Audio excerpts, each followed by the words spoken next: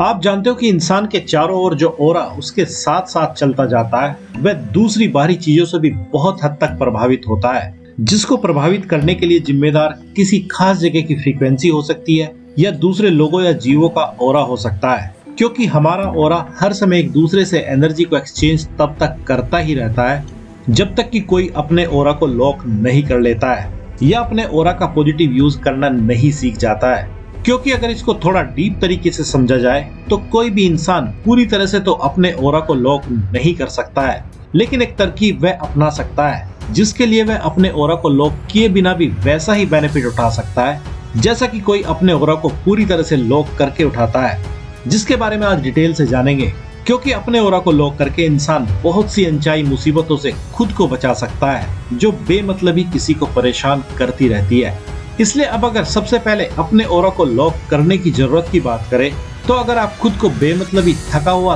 तब महसूस करते हैं जब आप या तो किसी तरह के लोगों की भीड़ में जाते हैं या जब आप किसी से या बहुत से लोगों से बातचीत करते हैं। क्योंकि जब आप किसी तरह के लोगों की भीड़ में जाते हैं तो आपकी एनर्जी और बाकी के दूसरे लोगों की एनर्जी में एक्सचेंज हो जाता है, जो हमें अपनी आंखों से दिखाई तो नहीं देता है, लेकिन केवल इसके प्रभाव ही हमें अपनी एनर्जी में उतार चढ़ाव के रूप में दिखाई देते हैं। और कई बार तो इस एनर्जी के एक्सचेंज के चलते हम सामने वाले लोगों के इमोशंस और विचारों को भी अपने अंदर तक जाने अनजाने ही आने जाने देते हैं,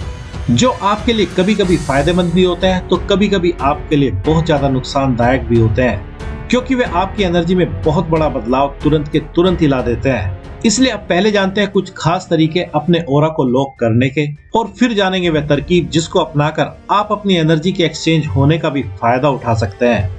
इसलिए अब अगर ओरा को लॉक करने के सबसे पहले तरीके की बात करें तो इसके लिए आपको कुछ ऐसा अपने बारे में इमेजिन करना होता है जिसकी आपको पहले तो कुछ दिन लगातार प्रैक्टिस भी करनी होगी, तभी आपका यह ख्याल आपके लिए परमानेंट बन जाएगा। जिसमें आप खुद के बारे में ऐसा सोच सकते हैं कि जब आप कहीं भी बाहर भीड़ भाड़ वाली जगहों पर जाते हैं तो आपके चारों ओर एक बबल जैसी शेप बन जाती है जो किसी भी तरह के हानिकारक या नेगेटिव विचारों और एनर्जी को आपके ओरा में प्रवेश करने से रोक देती है। और आप दूसरों की एनर्जी और विचारों को पकड़ने के बजाय अपने ही विचारों को भीड़ में भी सोच सकने में पूरी तरह से सक्षम होते हैं, जिसमें आप अपने ही मूड और इमोशंस को फील करते रहते हैं। या आप दूसरे तरीके में खुद को एक तरह के मिरर की तरह फील कर सकते हैं और अपने आप को एक तरह से मिरर की तरह मान सकते हैं, जिसमें भले ही आपके आसपास कितने ही लोग क्यों ना हो, लेकिन आपका ओरा उन सब के लिए एक तरह से मिरर की तरह ही काम करता है, जो कि आपके पास तक आने वाली सारी एनर्जी और वाइब्रेशंस को सोखने के बजाय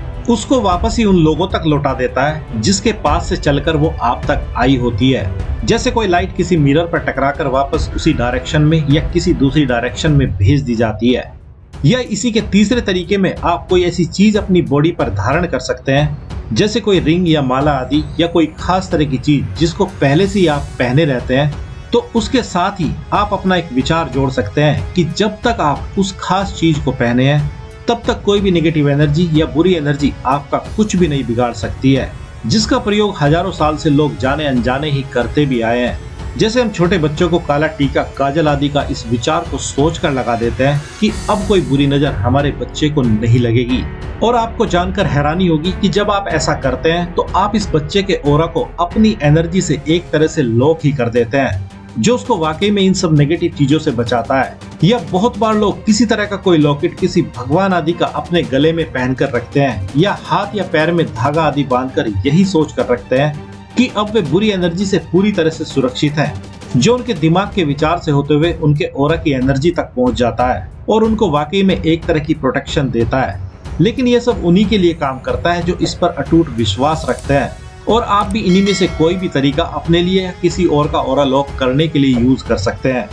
और अब अगर नेक्स्ट तरीके की बात करें तो जब आप किसी से बातचीत कर रहे होते हैं तो तब आप सामने वाले के विचारों और एनर्जी को अपने तक आने से नहीं रोक पाएंगे, क्योंकि अगर आप ऐसा करोगे तो आपका कम्युनिकेशन ही सामने वाले से नहीं होगा। लेकिन अगर आपका अपना मोटिव किसी से बात करने से पहले ही सेट हो तो तब आप अपने ओरा को या अपनी एनर्जी को सामने वाले की एनर्जी से एक्सचेंज होने से बचा सकते हैं। जैसे अगर आपका वास्ता कभी किसी MLM या नेटवर्किंग कंपनी के लिए काम करने वाले एजेंट से पड़ा हो, तो उनका मोटिव इतना सॉलिड वाला आपको अपना प्रोडक्ट सेल करने का होता है, जिसकी वे बहुत सी तैयारी भी करके आते हैं, और वे अपने ओरा की एनर्जी से आपको ऐसा प्रभावित कर देते हैं और दिखा देते हैं कि जो वे कह रहे हैं बस वही सच है। बाकी आप क्या मानते हैं, क्या सोचते हैं, वह कुछ देर के लिए तो जैसे कुछ मायने ही नहीं रखता है। ठीक ऐसा ही अगर आपका भी मोटिव किसी से बातचीत करने से पहले हो तो तब आप अपनी एनर्जी और ऑरा से सामने वाले को तो पूरी तरह से प्रभावित कर देंगे, लेकिन अपनी एनर्जी और ऑरा में कोई भी बदलाव महसूस नहीं करेंगे,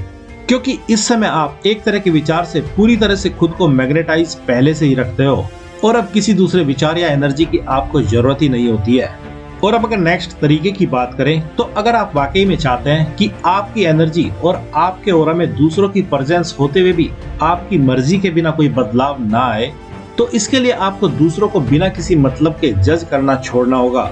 और आपको खुद को पूरी तरह से प्रेजेंट मोमेंट में रखना होगा, भले ही आप कितने ही लोगों की भीड़ में क्यों ना हो। क्योंकि अगर आप जिसको भी जज करने की कोशिश करोगे